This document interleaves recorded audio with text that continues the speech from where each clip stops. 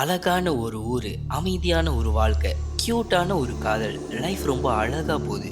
டக்குன்னு பார்த்தா கூட இருந்த எல்லா சந்தோஷமும் அழிஞ்சிருச்சு. அதுக்கான காரணம் ஒரு கிராமம். நீங்க என்ன பண்ணுவீங்க? உங்க சந்தோஷத்தை கெடுத்த இந்த உலகத்தை அழிப்பீங்களா? இல்ல மன்னிச்சு அப்படியே விட்டுருவீங்களா? இந்த கேள்விக்கான பதில் இப்போ சொல்லாதீங்க. வீடியோ எண்டு வரைக்கும் பார்த்து நீங்க சொல்லுங்களேன். நம்ம எல்லாருக்கும் மோகினி என்கிறது ஒரு பேயின்னு எல்லாம் தெரியும். ஆனா மோகினிக்கு நடந்த கதை நம்மளாம் நினைக்கவே முடியாத ஒரு சோகமான கதைன்னு கூட நம்ம சொல்லலாம். மனுஷங்களோட அடங்காத திமிருக்கு கிடைச்ச பேரு தான் மோகினின்னு நான் சொல்லுவேன். நம்மளாம் நினைக்கிற மாதிரி இது வெறும் கதை இல்லை, உண்மையா நடந்த ஒரு சம்பவம். அப்படி என்னதான் நடந்துச்சு என்கிறத தான் இன்னைக்கு நம்ம வீடியோல பார்க்க போறோம். வாங்க வீடியோக்குள்ள போவோம்.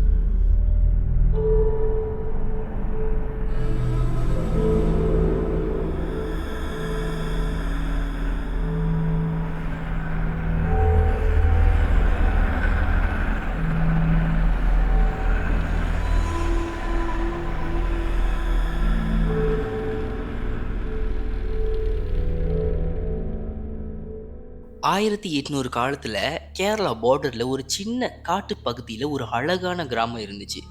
அங்க ஒரு தேவதாசி வாழ்ந்து வந்தாங்க. தேவதாசினா அதோட மீனிங் என்னன்னு பாத்தீங்கன்னா, தேவானா கடவுள், தேசினா பெண்.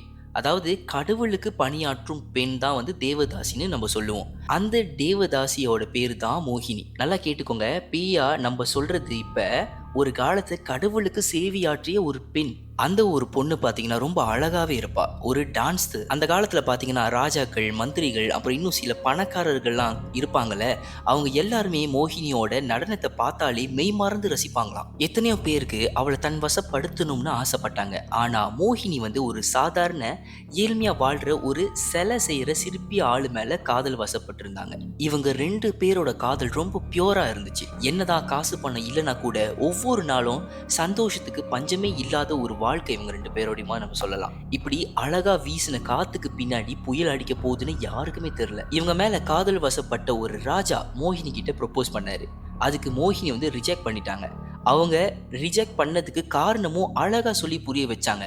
இந்த மாதிரி சிலை செய்யற ஆளு தான் என்னோட வருங்கால கணவன் அப்படின்னு. இதை கேட்ட பொறாம பிடிச்ச அந்த ராஜாக்கு மோகினி மேல செம்ம கடுப்பு. இவன் நல்லா வாழக்கூடாது, தண்டனை கொடுக்கணும் அப்படின்னு ஒரு கங்கணம் கட்டினாரு. மோகினி பாத்தீங்கன்னா ஒவ்வொரு நாளும் அவளோட வேலை முடிஞ்ச உடனே சாயங்காலத்துல காட்டுல ஒரு பகுதியில சீக்கிரட்டா அந்த சிலை செய்யற சிற்பி ஆளை பாப்பாங்க, பேசுவாங்க. அப்போ ஒரு நாள் பாத்தீங்கன்னா அவரு வரவே இல்லை. இருந்தாலும் நைட்டு வரைக்கும் அவ அங்கேயே காத்து நின்று வெயிட் பண்ணிக்கிட்டு இருந்தா. பூச்சி சத்தம் மட்டும் தான் கேட்டுக்கிட்டு இருந்துச்சு. ஆனா அவரோட குரல் எங்கேயுமே கேட்கல.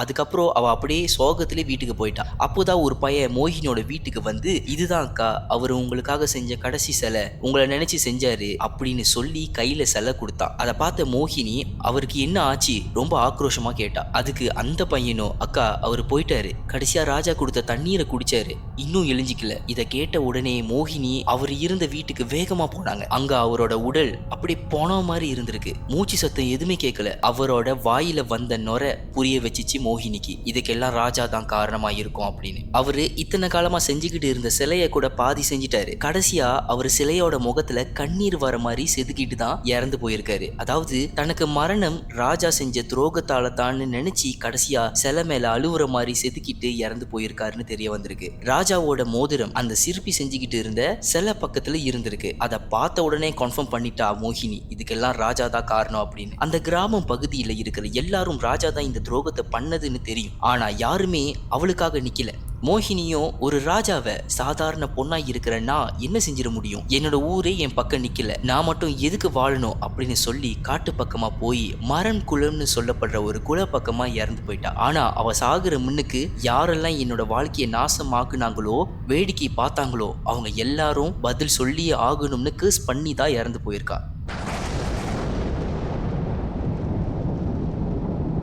அவ இறந்த அந்த நாளுக்கு அப்புறம் தான் மொத்த காடுமே மயான அமைதியா இருந்துச்சு. அதுக்கப்புறம் மிருகங்கள்லாம் காணாம போக ஆரம்பிச்சிச்சு. மோகினி இறந்த மரம் குளம் தண்ணீர் ஃபுல்லாவே கருப்பு கலர் ஆனிச்சு. ஏதோ ஒரு குரல், மோகினியோட குரல் தான் நினைக்கிறேன், காத்துல கலந்து அந்த காடை சுத்தி வருதுன்னு சொன்னாங்க. இது எல்லாமே யாருமே நம்பல. வருடங்கள் அப்படியே போனுச்சு. அந்த காட்டு பக்கமா வந்த மக்கள் கொஞ்சம் கொஞ்சமா அந்த காட்டை விட்டு தூரமா வசிக்க ஆரம்பிச்சாங்க. மரம் குளத்தோட தண்ணீரை யாருமே பாய்க்க மாட்டாங்க. 1979 வருஷத்துல 18 வயசுல ஒரு பொண்ணு, பேர் வந்து அனிதா, கோவில் பகுதியில் ஒரு ஃபெஸ்டிவலை கொண்டாடிக்கிட்டு இருக்கிறப்போ அனிதாவுக்கு வந்து பொசஸ் ஆன மாதிரி பிஹேவ் பண்ண ஆரம்பிச்சா.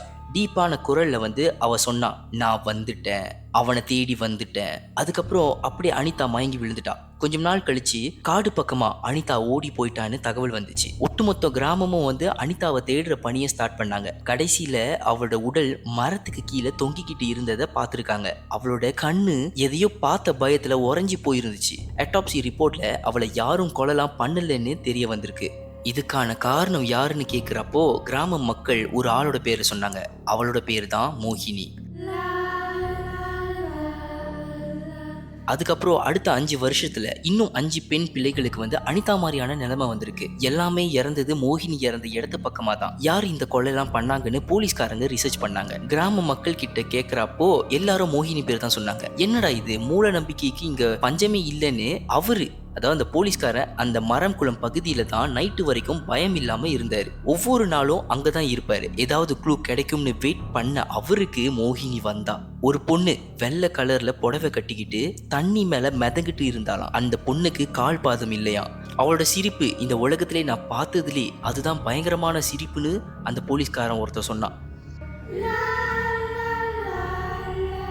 இந்த சம்பவம் நடந்து 3 நாள் கழிச்சு அந்த போலீஸ்காரன் வேலையை ரிசைன் பண்ணி ஓடி போயிட்டான்னு தகவல் வந்திருக்கு. அதுக்கப்புறம் புதுசா ஒரு ஃபேமிலி, மிடில் கிளாஸ் ஃபேமிலி அந்த சபிக்கப்பட்ட காடு பக்கத்துல வந்து குடி போனாங்க. அந்த வீட்டுல திவ்யான்னு சொல்ற ஒரு சின்ன பொண்ணு ஒரு நாள் நைட்ல சொந்தமாவே கார்டன்ல டான்ஸ் ஆடிக்கிட்டு இருந்திருக்கா. கூடவே பயங்கரமா சிரிச்சுக்கிட்டும் இருந்திருக்கா. யாரு கூடயும் பேசுற மாதிரியே ஃபீல் பண்ணியிருக்காங்க. அவளோட அப்பா கிட்ட போய் என்னம்மா ஆச்சுன்னு கேட்கறதுக்குள்ள திவ்யா அவளோட கையை கடிச்சிட்டாலாம். அப்படி கடிச்ச பிறகு அவ நான் தான் மோகினின்னு சொன்னான். டாக்டர்லாம் செக் பண்ணி பார்த்ததுல திவ்யாக்கு என்ன ஆச்சுன்னு ஒரு பதிலும் இல்லை. இவ வந்து சமைக்கிற சாப்பாடுலாம் சாப்பிடாம ரோவான சாப்பாடு தான் சாப்பிடுவான். உயிரோடு இருக்கிற கோழி, மீன் அந்த மாதிரி எல்லாத்தையும் பச்சையா தான் சாப்பிடுவாளா. ஒரு நாள் காலையில அவளோட உடம்பு, அவளோட பாடி பாத்தீங்கன்னா மரம் குளம் பகுதியில இறந்து போன நிலைமையில இருந்திருக்கு. இவளுக்கு பாத்தீங்கன்னா டைரி எழுதுற பழக்கம் இருந்திருக்கு. அதுல கடைசியா சாகுறவனுக்கு அவ ஒரு வார்த்தையை 1000 வாட்டி எழுதியிருக்கா. நான் வந்துட்டேன் அப்படிங்கறத ஒரு 1000 வாட்டி எழுதியிருக்கான். இந்த கேஸ் வைரல் ஆன பிறகு மீடியாலாம் மோகினி பத்தி ரிசர்ச் பண்ணாங்க.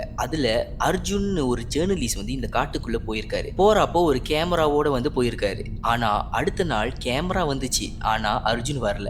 என்ன ஆச்சுன்னு யாருக்கும் இன்ன வரைக்கும் தெரியல. அவரோட கேமரால கடைசியா அவர் ரெக்கார்ட் பண்ணதுல என்ன இருந்துச்சுன்னா, காய்ஸ் ஐ சோ சம்திங், இவ்வளோதான். அந்த வீடியோ பின்னாடி ஒரு பொண்ணு வெள்ளை கலர் சாரி போட்டுக்கிட்டு ஒரு செகண்ட்ல மறைஞ்சதா பார்த்தாங்க. அதுக்கப்புறம் வீடியோ நின்றுச்சு. இதெல்லாம் பொய்ன்னு நினைச்ச ஒரு சைக்காலஜி ஸ்டூடெண்ட், பேர் வந்து டீப்பான்னு சொல்லக்கூடியவங்க 3 நாள் நைட்டு அந்த காட்டுக்குள்ள ஸ்பெண்ட் பண்ணாங்க. 4வது நாள் அவங்க வெளியாகிறப்போ பேசுறதே நிப்பாட்டிட்டாங்களாம். டாக்டர்ஸ்லாம் செக் பண்ணி பார்க்குறப்போ அவங்களுக்கு பிரெயின்ல ஒரு டேமேஜும் இல்லை அப்படின்னு சொன்னாங்க. 14 வருஷமா சைலண்டா தான் இருக்காங்கன்னு சொல்றாங்க. ஒரு ஓலைச்சுவடியில மோகினி பத்தி சில குறிப்புகளை வந்து எழுதியிருக்காங்க. குறிப்புன்னு சொல்றதை விட ரூல்ஸ்னு கூட நம்ம சொல்லலாம். முதல் விதி, அவளோட கண்ணை நம்ம பார்க்க கூடாது. 2வது விதி, மிட் நைட்ல அவளோட பேரு நம்ம உச்சரிக்கவே கூடாது. 3வது விதி, காட்டுக்குள்ள எந்த மாதிரியான சவுண்டு வந்தாலும் திரும்பி நம்ம பார்க்க கூடாது. இதெல்லாம் கண்டறிஞ்ச உடனே கிராம மக்கள்கள் வந்து பாத்தீங்கன்னா எல்லாருமே மரம் குளம் பக்கமா வந்து 6 மணி அப்புறம் போகவே மாட்டாங்க. ஒரு ப்ரீஸ் வந்து 1990ஸ்ல வந்து மோகினி பத்தி ஒரு வார்னிங் சொல்லியிருக்காரு. மோகினி என்கிறது வெறும் பேய் இல்ல, அது ஒரு ஆளை தேர்ந்தெடுக்கும், வெயிட் பண்ணும். ஒருவேளை உங்க முன்னுக்கு அவ சிரிச்சு நின்ற உடனே அப்ப நீங்க புரிஞ்சுக்க வேண்டியது ஒண்ணுதான், உங்களுக்கு கடைசி காலமானது நெருங்கிருச்சு.